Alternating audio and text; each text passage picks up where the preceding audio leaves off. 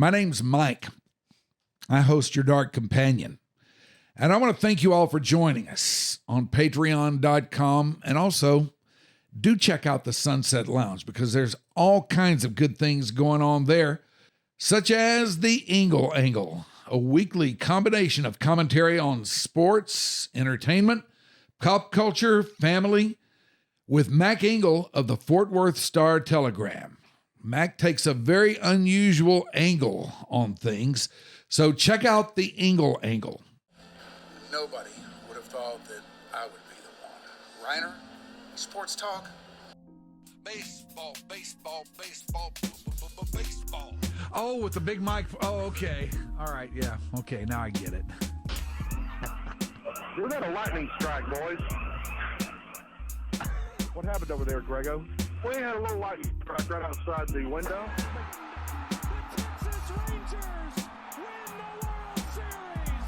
All right. Here's a tip for all these Americano League teams. Wait, you said tip? Yeah, tip. Okay. With a P.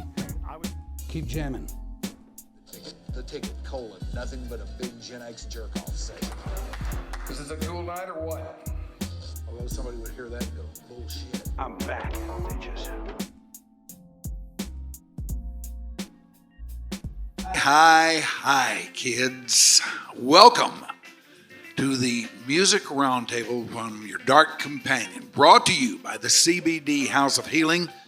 We are inside the legendary Kessler Theater today, in the heart of Oak Cliff, a place that, as a boy, I drove by many times and never saw anything going on here. Sometimes it was a church, but only for a little while. Most times it was just sitting here, vacant. And in recent years, they have turned it into a music venue. And it is a gift to our Fairburg from the great Edwin Cavanis and Jeff Liles, who is up here with us today. It's a fantastic place to see a show of any kind. And I'm guessing that they probably haven't had too many things like we're going to do today in here, but it's first time for everything, you know. We are here today to discuss music. Now, I know a lot of you may be saying, well, wait a minute, you're a sports guy. What are you doing discussing music? Well, for however big as a part of my scene that sports has been over the years, music has been for a long time, maybe even longer, because I've always been to music ever since I was a little kid. And I think I have 4 like-minded souls up here with me. I know one of these guys I've already had substantial discussions about music with many times over the years. The other 3, well, we'll just check out their metal tonight, but I think they'll come up pretty big for us today. Let's introduce them one by one here. Let's start down there on the end if we can. Down there, we have Jesse Hawila of WFAA. Thank you. Now, you may know him as a weatherman. You may know him as a weather guy, but you know, you think guys are weather guys, sports guys, they're whatever you see them being, and the fact is, the expanse of their scene is very, very broad. And that's what I've found from Jesse after having him on YDC a couple times now. Thank you for doing this today. Thank you for having me. It's an absolute honor to be here with everybody. I feel like I shouldn't be sitting right here with you guys, but thank you. Thank you. And on his right, a guy that needs no introduction to anybody who's been involved in music around here over the years. You hear him on the radio. You've heard him for years on the radio, on the Edge, now on 92.5. What do they call it these days? Lone Star. Lone 92.5. Star. Yeah, 92.5. Lone Star. He is the great Jeff K. Thank you, Mike. Pleasure to be here. And I know I shortchanged your credentials there. We'll get to those later on today. Just happy to be here, buddy. Thanks, man. Thank you for doing this. And on his right, we have the man who is the man with the plan here at the Kessler. He is a promoter of shows. He has put out music on his own. That just scratches the surface, maybe, of what he's done. But He let us in here to do this today, and we're damn glad he did. He is the great Jeff Liles. DDT. And on his right, a guy who actually plays music and does it like few others and has done it like few others for many years. If you've been to see any of his bands, you know this. And these days, if you're going to see his bands, you're getting well up there on the scale, because these days he plies the craft with the Dirty Knobs, which is fronted by Mike Campbell, the guitar player Tom Petty and the Heartbreakers. They needed another guitar player not too long ago. Somebody happened to know him. He auditioned, and boom, just like that, he's in. But wait, there's more. Not too long ago, the Eagles needed a guy. And it just so happens that one of his other gigs is playing in Don Henley's solo band.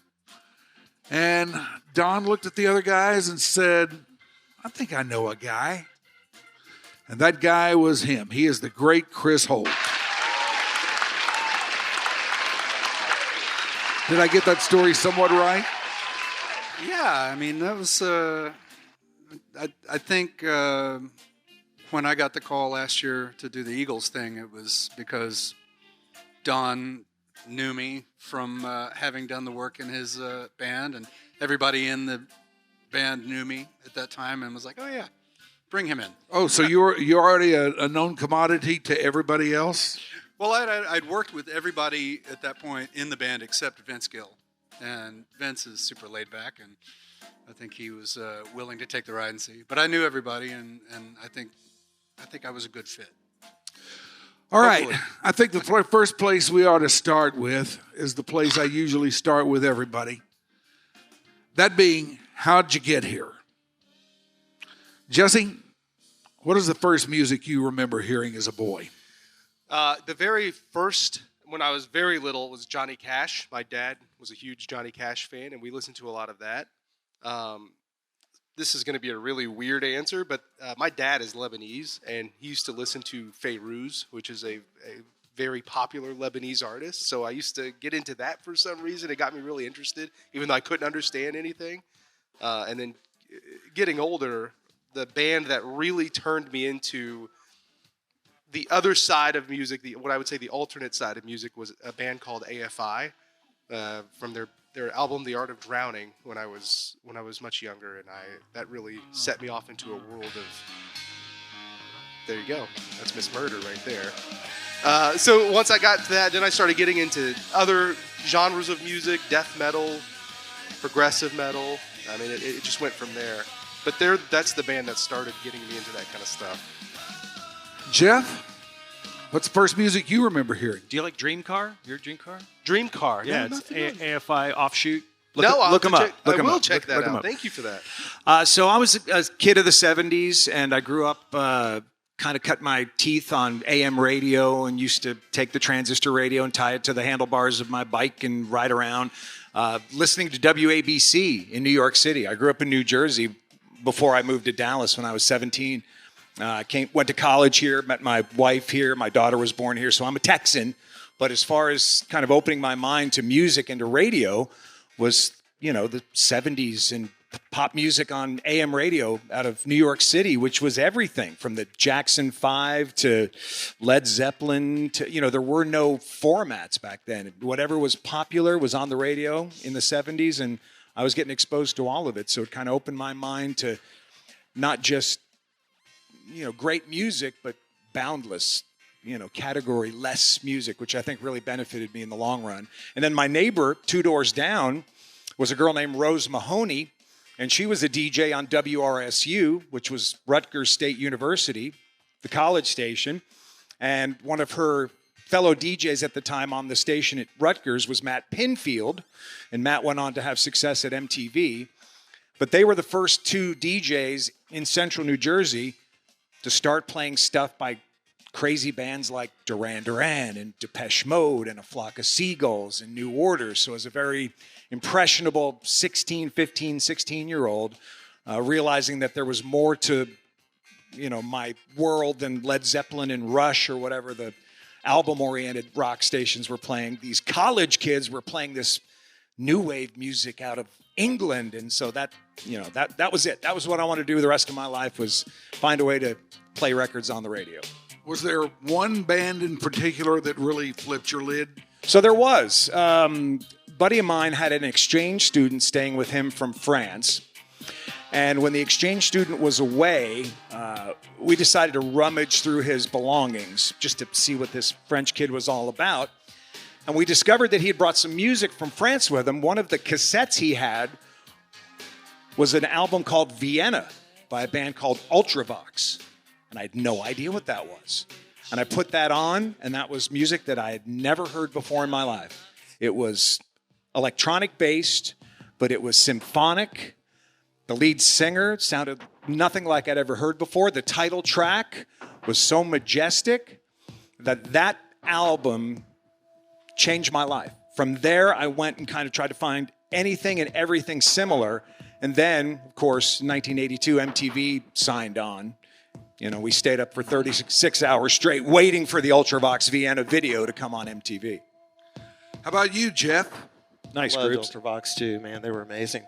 My first band that I was really into, of course, was the Beatles. I'm your age, so when I was a kid. My age. Yeah, I am. When I was a little kid, my grandfather gave me a copy of Sgt. Pepper's, and that just blew my mind. And so I got every Beatles record you could get. Every single one of them, and for a while, I was this little 6-year-old kid walking around thinking the Beatles were the only band on the earth. They're the only band that made music. And so I had the whole Beatles catalog before I realized that other people made music. And the way that happened was I was in the car with my family. We were driving on the street, and Sly Stone's If You Want Me to Stay came on the radio. And I heard that, and I was like, whoa, that's not John, Paul, George, or Ringo. What is that, And the guy came on and said it was Sly Stone. And I immediately made my parents go to Sears and buy me a copy of Fresh. And that got me into funk music and soul music. And then from there, a couple of years later, I became a big Led Zeppelin freak, of course. Every kid my age who was a teenager was way off into Led Zeppelin. And, of course, saw them in 1977. They opened their Dallas tour, or their United States tour here in Dallas. That was that. And then, of course, later I got into rap music and speed metal and everything else. How about you, Chris? I was born in the early 70s, and I just remember some of my first memories of listening to music were hearing some of those AM radio classics. I remember Jim Croce, Bad Bad Leroy Brown, and I remember Glenn Campbell, Rhinestone Cowboy. I just remember these songs. Lion Eyes was one of them. Mm-hmm. And I remember that these were songs that my dad would listen to all the time. And I just kind of became obsessed with music. And by the time MTV came around in 1981, then I had started really. I'd been buying 45s with ever. My parents would give me an allowance of $3 or something. I would always make my mom take me to the record store, and I would spend it on 45s. Talk about inflation. I got a quarter.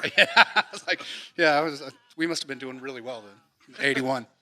But I started getting really into guitar music. MTV was, when MTV started, I was only 8, so I was just obsessed with it. I would sit in front of it for, like you said, all day long, waiting to see, what would come next. And I had an older brother who was into it, and my older brother was into Ozzy and Rush, and I was hearing these things like Blizzard of Oz and Moving Pictures, and just the sound of the electric guitar just completely blew my mind. I was like, what is that? And then, as MTV would go on, I would just see all these videos and all these guitar players, and I thought, that's what I want to do. And I didn't even get a guitar for several more years until 85 or so. But by that point, by the time I started playing and started really digging in, I knew that was the only thing I wanted to do. And like Jeff, I became super obsessed with Led Zeppelin and, the Guitar Hero bands, Pink Floyd. Yeah. And then I discovered the Beatles at a pretty late age, actually. I was probably 17 when I finally gave the Beatles a chance. Because I was and like, what year would this have been? 1990-ish, like, because up to that point I was like, man, the Beatles don't rock. They can't play. And I had a friend who was like, you're an idiot. You need to listen to Abbey Road. And that was the gateway drug for me, was listening to Abbey Road, possibly While High. And the White Album. And, and that completely opened up a whole world. And of course, to me, the Beatles are the be-all, end-all of everything now. So, but that's, I slowly got there. Yeah, for me, it was probably the Beatles, but by the time the Beatles had come along, I'd already become an AM radio junkie. And back then, you didn't really get into singers or acts. There weren't really any groups or bands per se, like we know them now. Back then, you just gravitated towards songs, and if a certain guy had, 2 or 3 songs that you dug, well, that was big. That all of a sudden that guy really matters to you. For me, Del Shannon was one of those guys. And gosh, there were a lot of others, because my mother always had music going on, the radio going on in the house. And then we had KLIF, the Mighty 1190, one of the legendary radio stations ever. And it ruled radio back then for a kid my age, and for really just about everybody. It ruled radio back then. And I don't know, the more I listened, the more I got drawn into it. The next thing you know, I see the Beatles and I want to be a drummer. So, okay, let's do that for a while. Let's waste about 30 years of your life trying to get good at that, which I did. And I don't know, it just kind of went on and on from there for me. But I don't know, I always think it's really interesting for how everybody gets into it, and, how they go from being a fan to actually being a part of the scene, to whatever extent they do, and in whatever way they may do. Like you guys have we've all gotten into it a little bit differently, and we've all become a part of the scene in different ways. And I guess that just shows that how diverse it all is, and how splintered, I guess is a good word for it, it all is. And it just grabs everybody in different ways,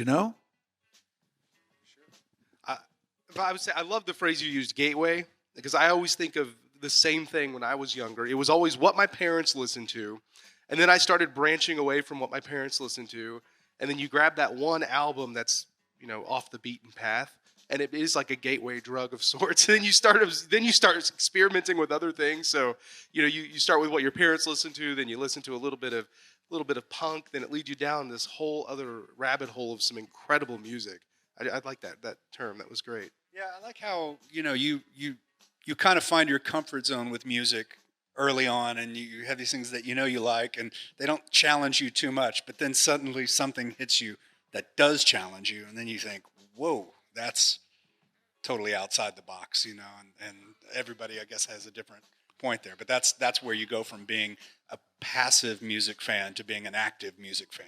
Absolutely. You know what one of those things was for me that really challenged me and really changed my way of thinking, because I can be a little bit on the stubborn side sometimes.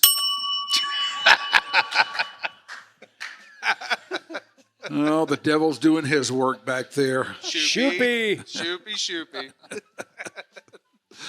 But one that really made me take a much broader look around at a scene that I had never really delved into before. I was kind of leery of it. I thought it was weird. I thought it was alienating. But then the Cars came along. And when the Cars came along, I started paying attention to this new sounding music that I was hearing. And I was like, what year did the Cars come out? 78? Okay. 78. I was 28 years old then. I was well beyond the idea of getting into some kind of music that younger people seem to be getting into. But the Cars changed everything for me. I think we talked about that when I was on YDC the first time. There were those certain bands in the late 70s that seemed palatable enough to album rock stations, much like the Zoo, but yet were considered new wave or groundbreaking. The Cars certainly fit that bill. Cheap Trick is another one that would get a lot of airplay on both, or be accepted by punk rockers and album rockers. And they were a great gateway to peripheral fans of modern rock, punk rock, and kind of brought them into the scene, or maybe late bloomers. But 78 was still very early in the game for that sound, that style. And the Cars really broke a lot of ground. Not many bands' debut album is their greatest hits, but that Cars' first album certainly is. It's flawless. Yeah, it really is. And I've stayed with them to the end, and today, when a Cars song comes on the radio, I'm in. I am all in. I'm cranking it up, man. Well, I'm playing one every 90 minutes on 92.5. I think the thing about the Cars that there are two things. Obviously, songwriting. Rick Ocasek's songs were just amazing. Yeah, but the production and the arrangements, every part is so well realized. Every little bass note. Elliot Easton's the master of the guitar. I would put Elliot Easton up against any guitar player. So underrated. For phrasing, it's not even for tone, for composition. The perfect soloist. And people just don't talk about him. Yeah. He's so underrated. I want to hear Chris's favorite, punk era guitarists or new wave era guitarists. Not I love the guitar guys, heroes I love you the guys think of. from But you mentioned television. Elliot Easton. I love Give me Tom 5 Verlaine more from that genre that you love. Oh yeah, let me think about that. I could probably talk about a lot of them. I'm a huge fan of Andy Partridge and Dave Gregory. XTC. Those- By the way, I love the fact you're playing with the Eagles. That's great and all. When are you going to do the XTC tribute band? We've talked about that for years. I've got a handful of guys, Paul Averett being one of them. We've talked about it and we've thought, okay, well, the first challenge that we've got to overcome is the fact that we would have more people in the band than in the audience. That's true. I would be front row. And it would take so much work to get an XTC show together that it... Terry Chambers is coming. Terry Chambers is coming to I know, Dallas I'm with going his to go see that show. My EXTC. friend Craig and I are going to that Yeah, one. as long as the stars don't screw me over. Well, and give me hopefully a I'll play. see you there, yeah. Doesn't look like they are. No, hopefully they will. Anyway, back to the guitarist. Well, I could talk guitar players all day. You don't want to have the conversation derailed with that. I figured you could rattle them off real quick. Well, I would have to think about it. Andy Summers. Go around. What's that? Summers. Andy Summers with Oh, Police, absolutely. for sure. Andy Summers. Brilliant, yeah. What about Rick Nielsen at Cheap Trick? I love Rick Nielsen. Yeah. Yeah. Great Any of these songwriter. bands have any influence on you, Jesse? Yeah, absolutely. I was born in '89, so I missed out on a lot of what I would say is some of the most golden era of rock. So, but yeah, absolutely. My parents would listen to it. I would get absorbed into it. So, like Led Zeppelin. My father-in-law, big fan of Steely Dan, so he really got me into Steely Dan. All right. That was my first concert. my guy. Really? So you were into Steely Dan? I am Because I now. would think with like metal and punk as kind of the core that the Dan might be a little It's- outside. I guess I kind of went backwards in a way, like in terms of like, you would think a lot of folks would start with Steely Dan and some of the more classic rock bands that move their way into other stuff. But as I got older, I started becoming more open-minded with music, and I started listening to some of this older stuff. Older to me, like my father-in-law is really into these things. So like the Moody Blues, Steely Dan, he got me into that. So yeah, now, back when I was growing up, I grew up in the 90s. So, which you're talking about all these bands before my time, but they were, they're still huge today and just absolutely amazing musicians. And I think that when you get into music and you start really digging into whatever's current, whatever's influencing you in that moment, if you're really a student of it, then you're going to go backwards and try to find out what influenced them. It's what like, happened. I really love this band, so I want to find out who they listen to. Yeah. And that's, I've kind of shamelessly Yeah, you start admit looking that- at bands like that, and all of a sudden you're wondering, okay, now how did he get here? Exactly. That's That's what I everybody would kind do of took it from somebody else. Yeah, that's exactly. We're all thieves. No, that's exactly right. I would find a band that I love so much, read about them, and understand who influenced them. Then I would say, okay, let's go back and see who influenced them. Then you start to piece things together. And you're like, well, they don't sound exactly the same, but you can start to see where they gathered their sound. And I think that's super cool. All right, here's another hot potato for the round table. Jesse Hawila, Jeff K, Jeff Liles, Chris Holt. Do you hear much new music today that you find terribly interesting? Because this is a question that is asked through generations. You know, in the 80s. Chris's new record is amazing. I don't know if you guys have had a chance to hear it yet, but Chris's new yes, album sir. is fantastic. And I'm not just blowing smoke up your ass. We listen to it all the time here on the House Music, and it's great. If you were ever into any 70s music, I mean, the first thing that I thought of when I heard of it is kind of like a Yes record. You know, it's so textural and has so many harmonies and has the arrangements are challenging and beautiful, and it's a freaking beautiful record, man. Thank you. That's very sweet of you. And he's playing here. He's having his record release party here. Yes, May 16th. And it's about to sell out. So if you're planning on coming, get tickets right away because it's going to be really good. We're going to have a really big band for one night to try to tackle all those harmonies and all those. We should be proud layers. of him because it's a great record. A lot of people are going to blow. It's going to blow their minds when they hear it. I'll say that I have a really hard time digging for new music. I read somewhere that there comes a point in a music fan's life, like a certain age, where you just stop seeking out new music. You become set in your ways, and I'm as guilty as anybody. And I think it's really tough now with all the streaming and everything. Although if you do listen to streaming and you have things suggested to you, maybe that's an easier way to do it. Mm-hmm. But I just don't dig for music like I used to. I don't go just dig through bands and find something and go, I think I'll buy this, I'll try this, you know. So I'm not as good about it as I used to be. Yeah, I stopped long ago myself, you know, and I've had periods in life where I've gone through, you know, fits and starts where I'll stop, then I'll start looking for it a little bit more, start seeking it out a little bit more. When the Edge came on, I started tuning that in a little bit more and hearing stuff that I'd not been exposed to quite so much. I was alienated by a good bit of it, but I was still, you know, consuming it. And I kind of got used to it. As I've gone through my trail, it's been kind of a fits and starts thing. But really, I haven't gone through a start in a long time. I mean, it's been a long time since I've really started seeking out new music. What about you, Jeff? I mean, you're exposed to stuff all the time.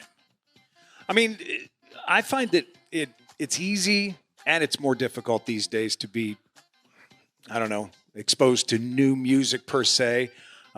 Again, last time we spoke on this program, I preached the greatness of the Lemon Twigs, and you came out and you saw the Lemon Twigs at Deep Ellum Art Company. I did. I hope you enjoyed the concert as much as I did. Yeah, I doubt it, but I did. It was quite good.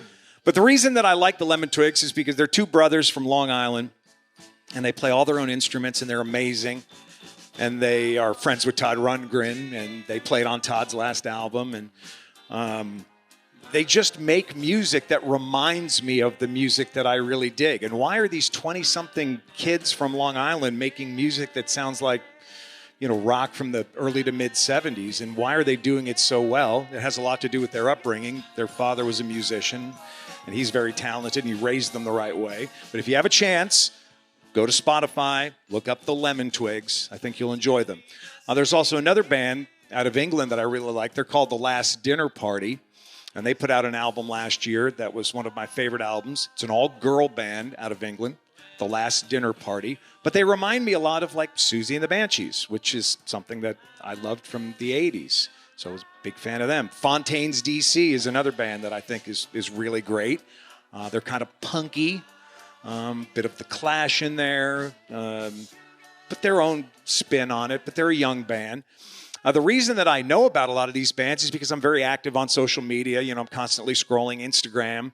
I get suggestions from friends. I got turned on to the Lemon Twigs, believe it or not, by Elton John. Elton John does a show on Apple Beats One or whatever the channel is where he does his radio show, and he really is into new music, and he actively searches out new bands. And so back in 2015, he said on his Instagram feed, hey, this week on the show, I've got a band called the Lemon Twigs, and he showed a picture of the band, and the two brothers looked just weird enough to catch my attention, and I love the name the Lemon Twigs, and The song was very Baroque pop. It was called These Words. Reminded me of kind of Queen, meets the Beatles with a little bit of XTC thrown in. So I was like, wow. So yeah, Elton John turned me on to new music, believe it or not. But I've always kind of had the passion for finding the next thing, the new thing. But will I like it? Probably because it reminds me of something I already like. I'll tell you who the next big thing is going to be. Tell us. He played here 2 weeks ago. This guy named Jesse Wells. I don't know if any of you have heard Jesse Wells yet, but that guy is on to something. He's this kind of weird hippie kid from, I think, either Alabama or Tennessee or somewhere in the southeast. But he's first of all, his show here sold out in a day. 600 tickets, like that. And this guy is going to be like the next Bob Dylan.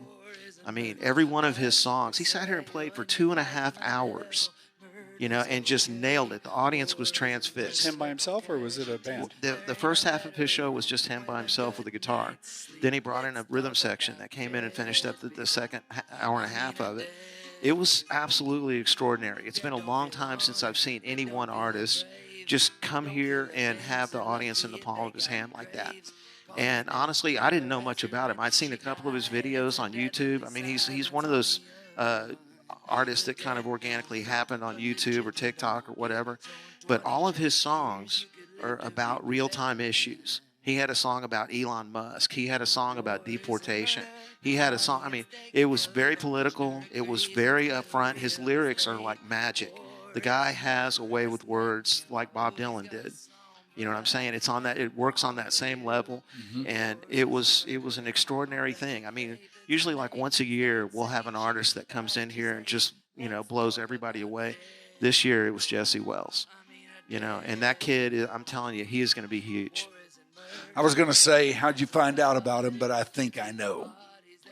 And that is by the miracle of social media. A lot of kids. There were a lot of kids here. And that gives me hope because a lot of young people, they've got all these other distractions in their life. They got all this other stuff that they're into, like video games or whatever it is that they're into. They're not really discovering artists the same way that we used to when we were younger. But they've discovered this guy, and they've embraced him, and I can guarantee you that guy is going to be huge. Boy, I envy those kids, too. I have a question for Jeff. Go ahead. Sorry. Because you book bands all the time, and you see this kind of stuff. I think it's kind of awesome that these shows organically happen. When the Last Dinner Party played, they played the studio at the Factory in Deep Ellum, sold out. The record wasn't even out. They don't get any airplay on the radio. Those days are over where bands had to get played on the radio to sell out a venue. What do you attribute this Jesse Wells success? Is it just social media? Is it just TikTok? Why was this room packed? Honestly, I don't know.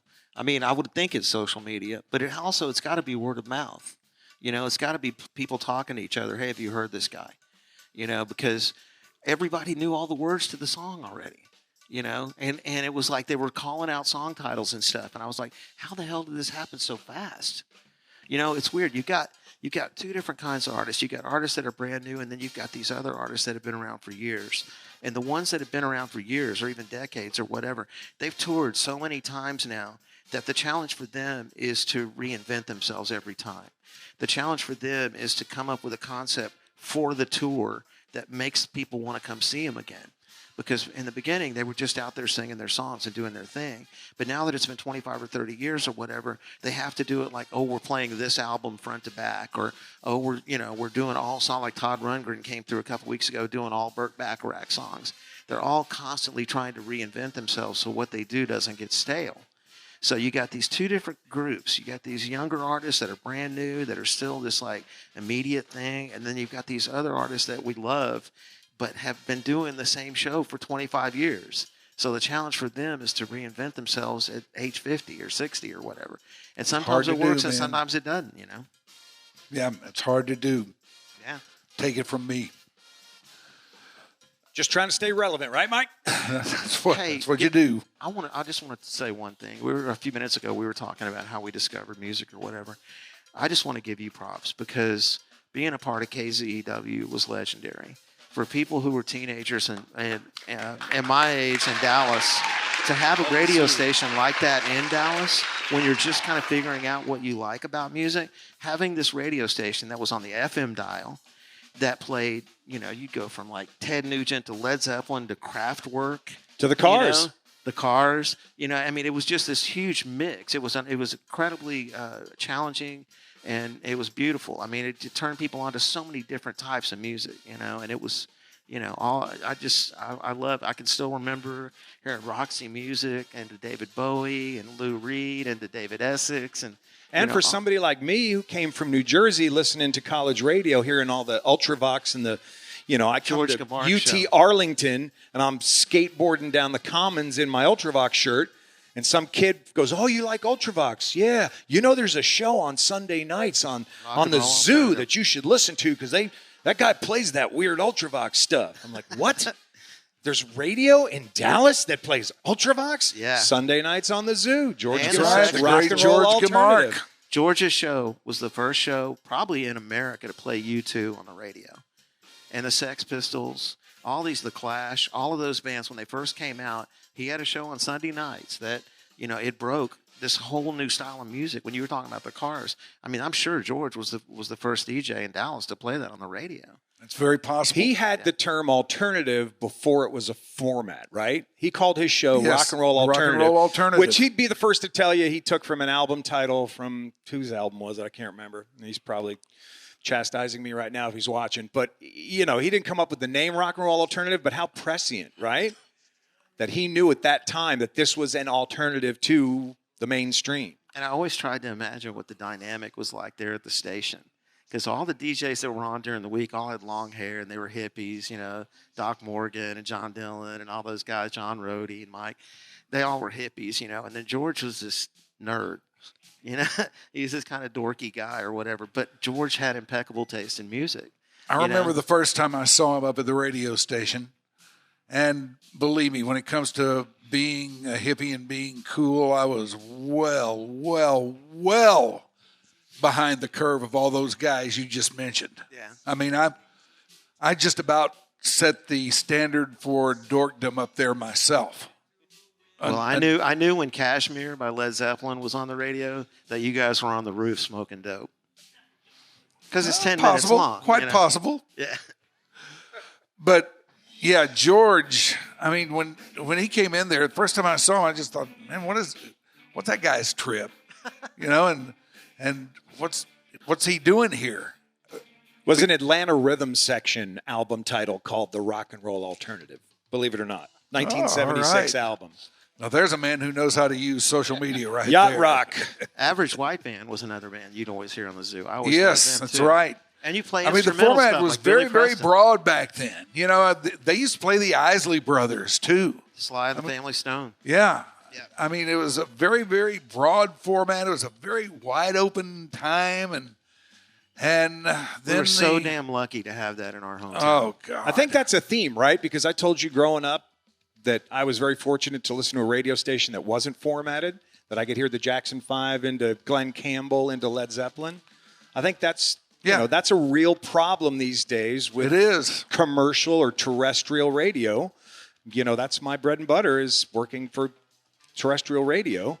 And we could spend another roundtable talking about that. But, now with satellite or podcasting or whatever, Spotify, you can get your niche and listen to just one thing. But not knowing what's coming next was half the fun of why I'd listen to radio in the first place. You remember taping the radio? Oh, yeah. Yeah. Of course. Always. Yeah. Now, I never did that, probably because I don't think I had a recording device until I was well into adulthood. But you guys would actually tape radio shows? Rock and Roll Alternative, definitely. Oh, yeah. Yeah. I've talked to many who have done that, and that's always kind of been, wow, really? Yeah, I've got the Rock and Roll Alternative Christmas show from like 86. I listen to it every Christmas. Yeah. I would sit there and I would pause it. And if there was a song that I knew that I didn't like, I'd pause it and I'd kind of rewind and cue it up for the next one. And I'd wait right to the end and I'd just to see. Pause it when the DJ talked. We don't want to hear that DJ. That's next level. Yeah, I had tons of mixtapes. I remember waiting for Bohemian Rhapsody to come on so I could tape that. I had to wait for it to come on Dr. Demento one day because I knew, because, you couldn't get Queen's Greatest Hits with Bohemian Rhapsody on it on cassette, at least in Dallas for a while. I mean, you probably could have. The Zoo had Dr. Demento too. Yeah. Yep, I taped it off Dr. Demento. That's how I got my Bohemian Rhapsody. And then one day the consultants rolled in and just killed the vibe altogether. Said, yeah, let's stick to these 250 songs.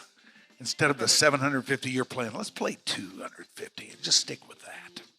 The thing that really bothers me, though, is that the more that happened, it seemed like the more the ratings went up. I know. And that's always been one of the biggest contradictions of my time in the game and my time as a music fan, because once I was, on the inside and saw how it worked and saw how these cretins were, the control they had over everything all of a sudden, and how they tried to disguise it from the rank and file up there at the radio station. No, he's just a consultant. He's not telling us what to do. He's just a consultant. And then later on you find out that they're paying him thousands and thousands of dollars, and the general managers tell him, look, we're going to pay him thousands and thousands of dollars. You do what he says to do. And that set the whole thing spinning in an entirely different direction. I always say that consultants are like pigeons. They fly in, shit all over everything, and fly out. I think Bohemian Rhapsody was probably the first music video. Remember, before MTV was even on, I remember Queen's record label was having a hard time figuring out how they were going to position that music for the public, because it was so out there and it was so weird. And it didn't have like most hit radio songs have a pretty set template. Intro, verse, chorus, bridge, break, verse, chorus, and it's over. And Bohemian Rhapsody was all over the place. And the record... That is a single. Yeah, well, the way they did, they made a film of it. And I remember seeing it on the Midnight Special one night. And that was like, that was the first time I ever heard it, was seeing that music video. And it probably predated MTV and other music video stuff probably by 5 or 10 years. And it was just conceptual and it was different. And that's really what captured you on a different level. Even the Beatles kind of did that with a few songs because they didn't want to have to bother going on Ed Sullivan. Right. So Rain. they just made a quick little film and sent it, Yeah, Rain was like one Paperback of their Writer first and Rain, films. where, so it was like, but that's, you see that there were a handful of bands that were, and Queen was definitely one of the first. I wonder what it was like working at a radio station when MTV first came along and thinking, oh my God, the radio's on television now. And it had to have been threatening or challenging or. Isn't there a song about that? Yeah, the first song they ever played on MTV. Video killed the radio star. Yes, they were predicting the future. Michael, do you remember when the Eagle went rock of the 80s? Yes, I do remember Kid when the Craddock Eagle had went to rock play of all the the 80s. MTV new wave stuff. Yes. And at that time I was not liking what we were doing on the Zoo so much, because I was wanting something that I don't know, something with a little more varied. And I jumped right over there. I mean, when I was in the car or something, I was listening to the Eagle for sure, and not the Zoo, because you're hearing different stuff, and I was kind of alienated by it, but at the same time, there was something in there that pulled me in. I liked it. I was a little too old for it, so I was, I was thinking to myself, look, man, you're not supposed to be liking this. This is for kids.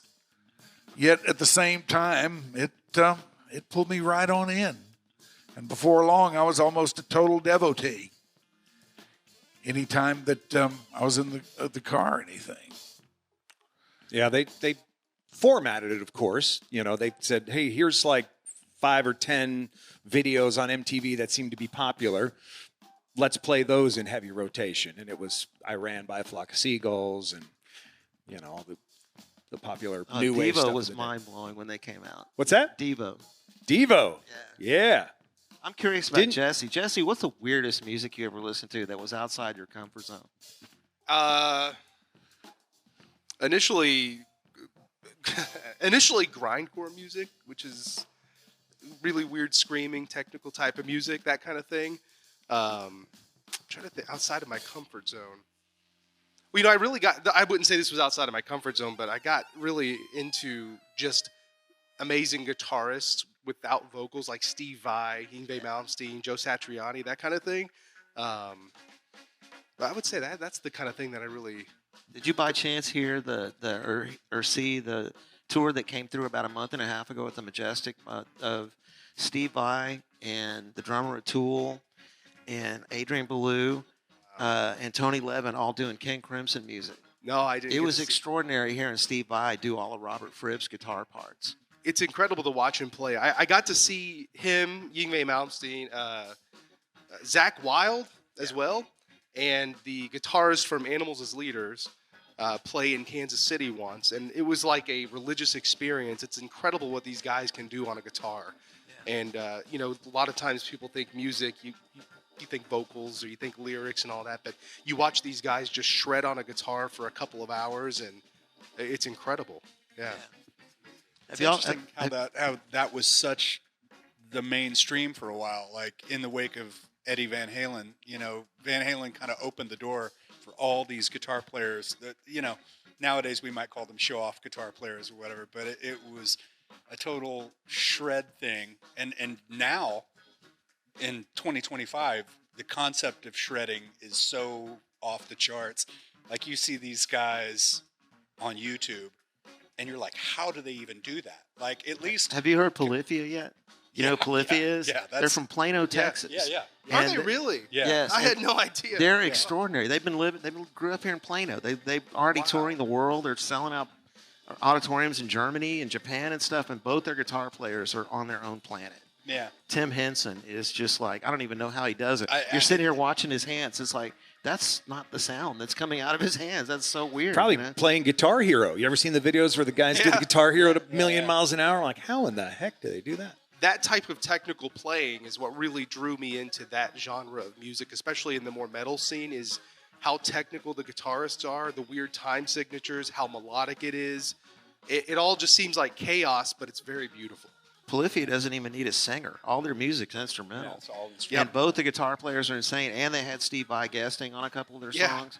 It's weird because their arrangements are so challenging and they're so extraordinary.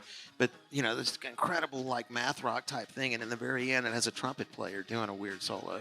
I love it. That just comes out of nowhere. And it's like, this is just so genius because it's so different, and it's right here in our fucking hometown. There's so many people in Dallas that don't even know who they are. They don't play here anymore. They played the Bomb Factory. They sold the Bomb Factory out. Did they just recently play that? About 6 months ago, yeah. By the way, how great is it it's called the Bomb Factory again? Yeah. Yes. We moved past the full circle, PC right? name of the venue. Oh, is it back to the Bomb Factory? It is the Bomb Oh, Factory. okay, sweet. I've been curious. Normalcy returns. If I may ask, I know you were talking about Jesse Wells being somebody you think is going to be, the next big thing. Out of all of your years being in the local music scene here, are there some musicians, some bands that you've come across who have exceeded expectations? And you're like, oh, I saw them back in... You were talking about Metallica, for instance, back in 80? You were talking about you saw Metallica back in 1980. Is there any other, like maybe even just local bands that you know of that really blew up? And New Bohemians. Every New Bohemian show back in the mid 80s or whatever, every time you saw them, you were like, how is this band not going to be huge? Every one of their shows was brilliant. It was different. And they just had songs for days. I mean, it was, they were, to me, first time I saw them, I was like, they've got it. I mean, they're going to write their own ticket to go anywhere they want to go. Theater Gallery with 10,000 Maniacs, New Bohemians, right? They opened for 10,000 Maniacs twice. Yeah. On 2 different nights. I remember my wife and I were there. Yeah. And they blew 10,000 Maniacs off the stage. I mean, it wasn't even close. I'm pretty proud of Rhett and the old 97s, too. Yeah. I think those guys have gone on to become, international superstars. Yeah, St. Vincent. St. Vincent, my goodness. Yeah, she grew up a couple blocks from my house. Lake Highlands. Wow. She played with, Lake Highlands. She played with Polyphonic Spree, and she just opened for Nick Cave, I think, right? Yeah, she's doing great. It's pretty extraordinary, actually, that there's a high school in Dallas that produced Norah Jones, Erykah Badu, and Edie Brickell, and the trumpet player Roy Hargrove. Wow. All went to the same high school. Is that wild? Is that Grapevine? Or No, it's Booker T. Washington, the Arts Magnet High School. Grapevine had a fair share of big musicians too. Post Malone was from Grapevine. Oh, yeah, that's right. A guy that I really love, his name's Bryce Avery. He plays for the Rockets Summer. It's his band. But he comes to Stars games. He's a huge Stars fan. Big fan of his, and he went to Grapevine. They played here. There's a wealth of musicians that come from the Metroplex. Didn't Ben Queller go to school there? Yeah. Queller was here. His band was called Radish. Remember that? I toured with Radish. Really? On the Radish 1997 Lollapalooza He was like tour. 13 years old. He was 16 at the was time. 16, sorry. And his dad was a doctor. His dad was on the tour. He was like the doctor for the tour. And Ben was 16 at the time. Yeah. The tour at a doctor? Oh, yeah. You got to have a doctor. On a tour like Lollapalooza with that many bands and that many people all that close together, yeah. Well, I've never been on tour, but you have. You would know these things. Got to have a doctor.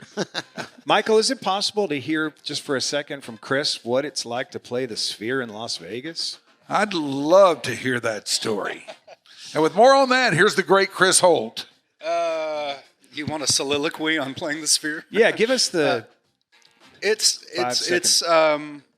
I will say that it's pretty mind blowing. It's all swirling around you, and it's really hard not to look at it, but you kind of have to train yourself not to look.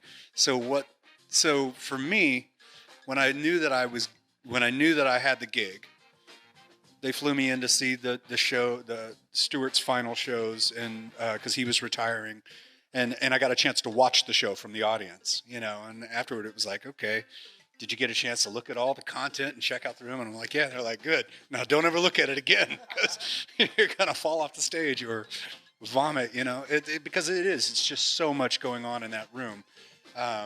It is still a little terrifying every time I walk, because when we walk on stage, there's this whole thunderstorm swirling around us, and I have to walk up these stairs in the dark holding a double neck guitar, which is absolutely terrifying. But then I come around the drum riser and the Hammond organ, and it opens up, and you can see all the people, and that's a moment. It's a real moment where I sit there and go, wow, how did I get here? That's gonna be a transformative thing, because now when people see that, the concert goers now are going to expect a 3D experience. They're going to expect a more immersive experience when they go to see a show. It's hard to imagine where concerts go from. Yeah, it takes it from being a like you sit out there and we'll stand up here thing to being this full on. Well, and Vince Gill joked about it where he said it's the most people I've ever been ignored by. That's funny because they're not looking at you, but there are a lot of people looking at you, and then of course you're projected up onto the big screen too. I tend to laugh that whenever I fly to Vegas, nobody knows who I am, but when I come home from Vegas, everybody knows who I am, because they're always like, "You were the guy on the screen."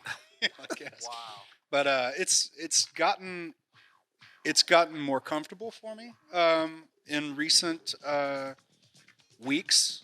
I just have gotten a little more used to the choreography of the show and the way the room feels. So, I have to do a lot of heavy lifting. I'm having to work really hard and play lead guitar for the majority of the show. So and I'm singing too while I'm doing that. So and you got to fit in the pocket with Joe Walsh, right? Yeah, on a lot of those Joe and I have to play off real. of each other and be in sync together. So that there is a real.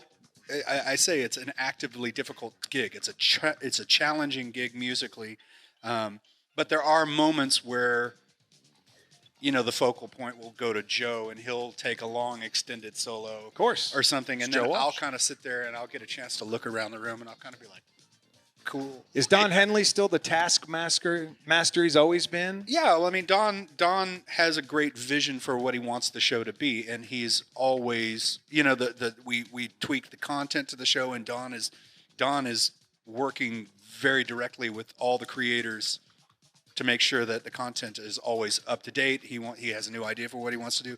So yeah, Don and Joe are both very meticulous about wanting everything to sync up with the content that's on the screen, but also to be tight. I mean, we still have vocal rehearsals. We still have to get.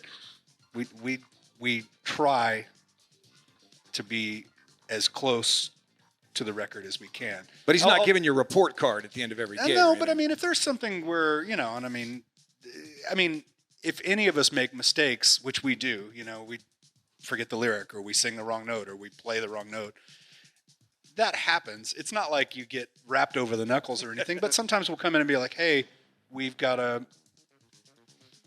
in sound check, we've got to work on this song because it's been a little loose the last couple nights. That's what I think any band does that really cares about getting it right. But the Eagles are, they're known for that. They're known for very, very precise harmony singing and precise arrangements.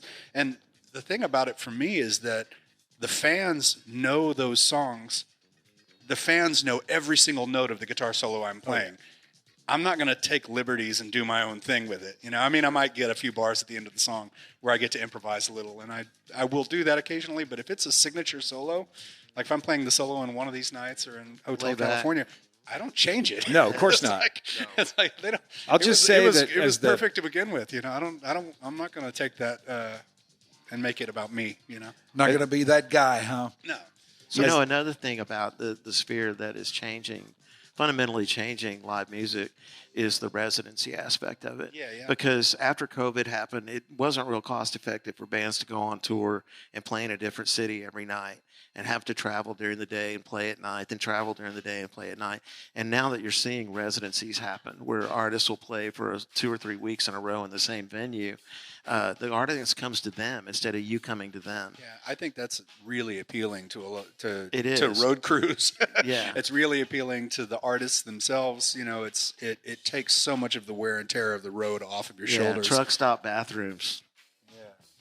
Yeah. So that part of it is, Well, I just wanted to say, as the afternoon guy on the one last classic rock station in Dallas-Fort Worth, who does play probably 6 Eagles songs in the course of 3 hours while I'm on the air in the afternoons.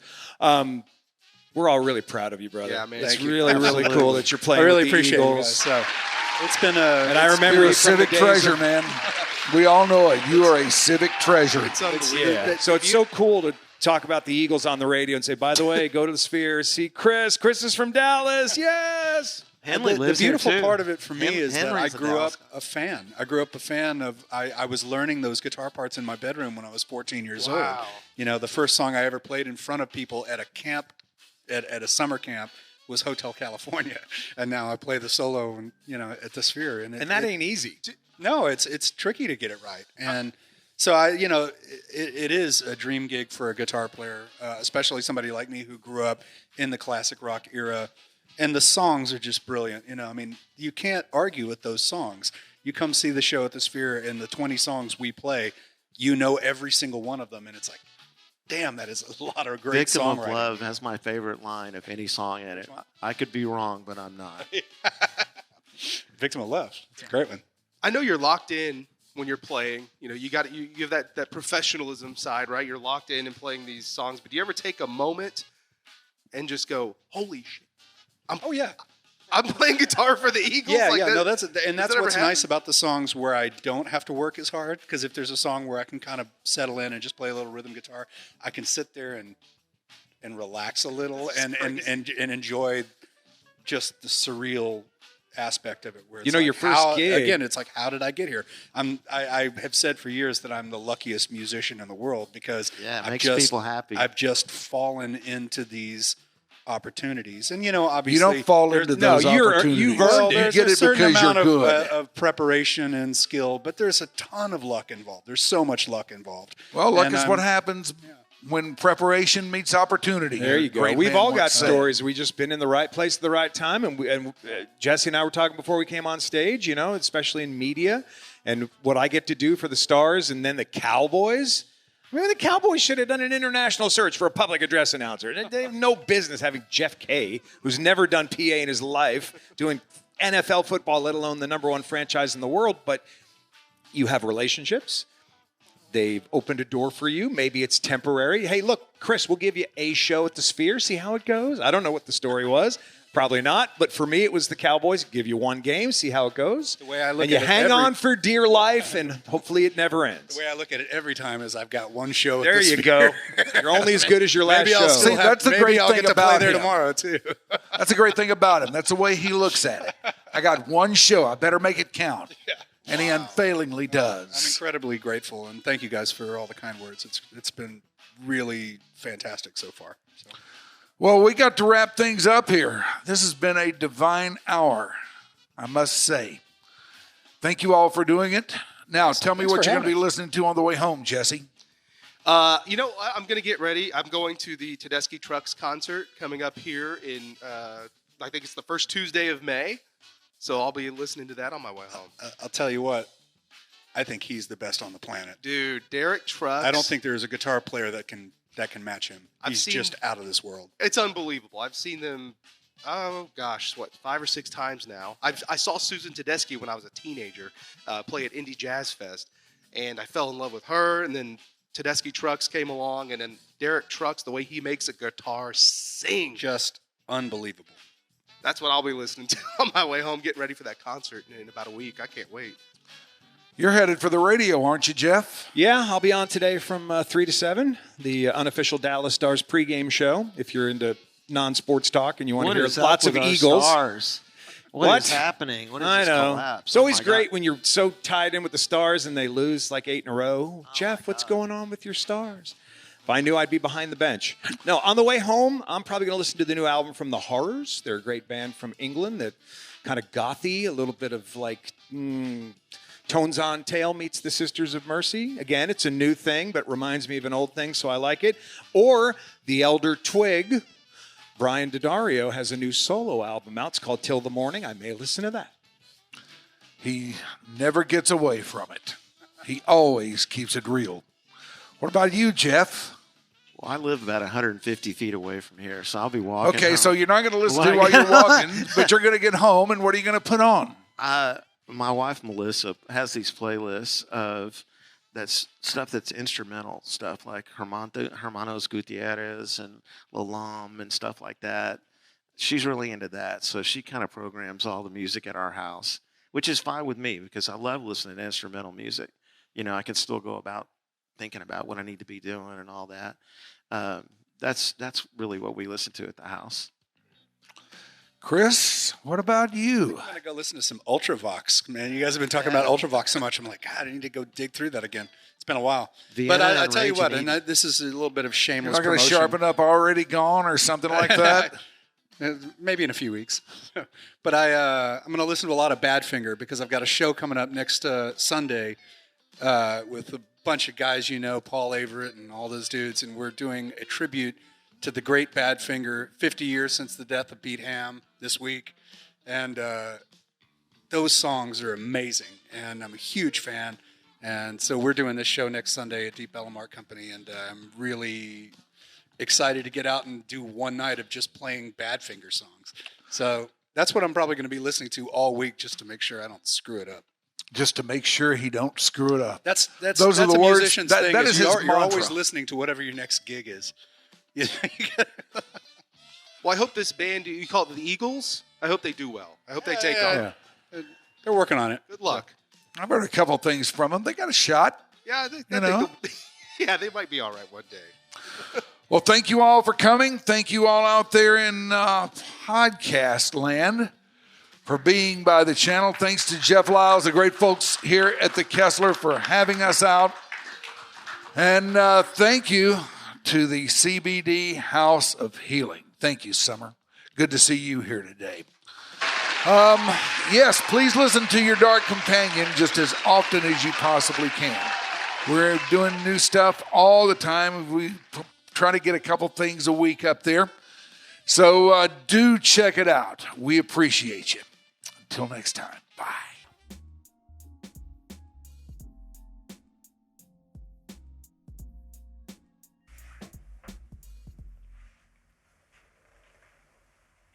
All right. I'm going to go take my pants off.